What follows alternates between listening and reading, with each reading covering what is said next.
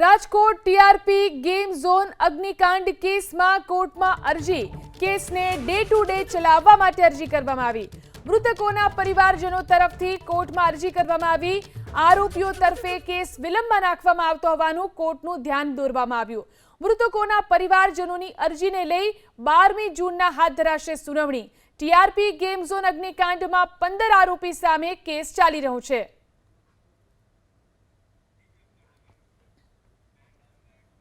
Rajkot TRP game zone અગ્નિકાંડ કેસમાં કોર્ટમાં અરજી કેસને ડે ટુ ડે ચલાવવા માટે અરજી કરવામાં આવી।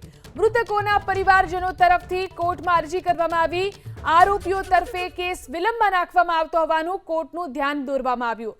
મૃતકોના પરિવારજનોની અરજીને લઈ 12મી જૂનના હાથ ધરાશે સુનાવણી।